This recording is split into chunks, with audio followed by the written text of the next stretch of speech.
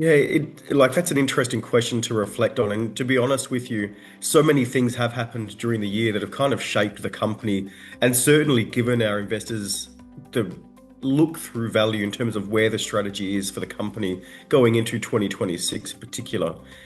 By no doubt, the most important acquisition that we've made during this year is the Advanced Nejo gold and copper project in central western Ethiopia. That project, it has all the hallmarks being a true flagship project for the company. Lots of historic drilling, as we've mentioned in our releases, lots of trench work, lots of soil and geochem work done as well. But the one thing that stands out, and it's really important for investors to get a grasp for this, is that the work that was undertaken was done some time ago. So it lacked coherence, it lacked that systematic exploration, it lacked modern technology being employed on these regions. So that's one of the things that we're going to be obviously firmly focused on as we move forward with the development and exploration at Nejo. But it also is fortuitous. Like if you look at the tin price now, certainly has sharpened. It's been one of the best performing commodities during 2025, in fact. And that really turns our attention to what's happening at OIS as well. So the OIS project, as we've indicated in the past, it sits along strike and actually adjacent to the OIS tin mine there in Namibia. Now, that's a really important thing for us because we can obviously learn from what's been done at the mine next door. We're exploring those same pegmatite bodies. We've done extensive exploration there. We're also now looking forward to recommencing activity in the field. So, again, that's something that's really important for shareholders to take away and really look forward to, and not just in 2026, but as we go back into drilling that project as well. As I mentioned, like just the number of strategic moves that the company's made, streamlining its asset portfolio, divesting of the Australian projects, it means that we're laser-like focused now to our Southern African exploration assets. So that's something that we're obviously very bullish on. And as the executive director, my mandate is to drive those projects forward. So I'm very, very interested to push things forward and get back into the ground.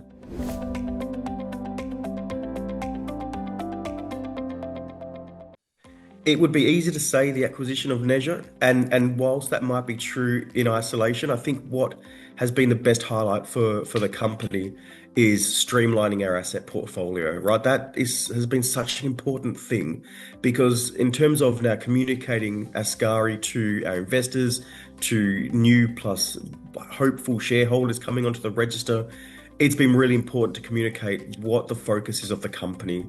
That's a critical step in terms of the progression of the company's strategy and our corporate objectives as well. Something that we've been obviously looking to consummate for quite a while now. So it's finally good to see that have materialized. It's also put us into a position where we're actually well funded to really aggressively explore and focus on what we're doing in Southern Africa. So by far, I would say that strategic streamlining of our asset portfolio and of the company in general has been the major highlight for us in 2025. I think it was very important that we took the opportunity to raise further capital towards the end of this year.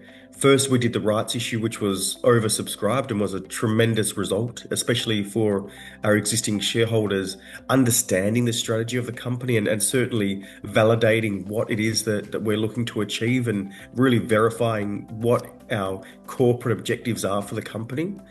Taking placement funds as well was another important critical step for us because it meant that we're funded to a point where we don't need to come back to the market now for some time. We've got the money set aside now for the first phase of drilling at Nejo. That's up to 5,000 meters.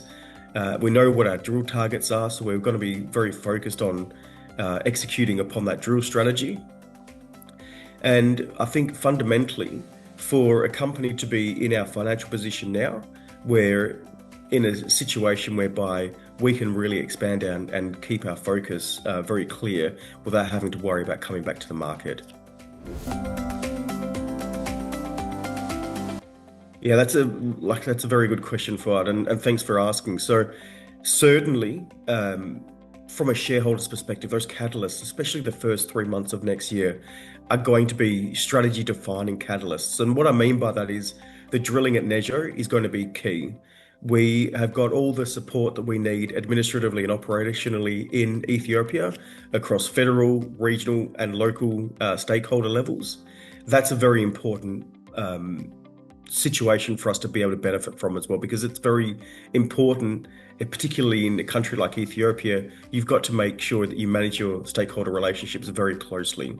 That's something that we've been very proactive about doing, and hence the reason for my numerous trips into Ethiopia to continue to manage those relationships and ensure that the consultative process is well understood, and our exploration strategy and vision is also very well understood. Now, the drilling at Nejo is going to be, as I said, strategy defining exploration. It's our first drill campaign, but it's also the first round of drilling that the project's seen for more than 30 plus years. So that in its own right is going to be fundamental. It's going to enable us to verify and validate those historical holes. And then we can start drilling fence line holes to start putting some geometry around the potential resource that sits there as well. Strategically, the project is extremely well located, not just from an infrastructure perspective, but it sits along the same greenstone belt as a Kurmuk mine, and that's 3.4 million ounces of gold. And it also surrounds the Tulu Kapi mine, which is 1.7 million ounces. So we are, and I mean, I don't like to coin the phrase, right, but we are exploring the land of giants. But it's not just the gold potential, right? It's also the high grade copper, it's the platinum, palladium potential, it's the rare earth potential. There's so much mineralization along that greenstone belt that hasn't been explored for systematically. That's what shareholders have to look forward to. It's those multiple streams of exploration that will start to unroll over the first 3 months of next year. And they will be the strategy defining exploration campaigns that I refer to. At the same time, as we're exploring at Nejo, as I indicated earlier, we'll be going back into the field early January at the Oase project in Namibia, looking at those tin pegmatites as well, and just expanding that mineralization story and very quickly moving forward to another drill campaign at Oase as well. So that's very important. Tin prices, as I said, very high. We're getting a lot of inbound inquiries strategically as well from tin refiners and smelters. We're also engaged with the owners and the operators of the Oase Tin Mine from a collaborative perspective. So there's a lot to look forward to for shareholders and investors. And as I mentioned before, my mandate as executive director is to push these forward and make sure that shareholders get value for their investment. Yeah, I think it's important that I thank our team in Ethiopia and also in Namibia for the support that they've given over the last 12 months.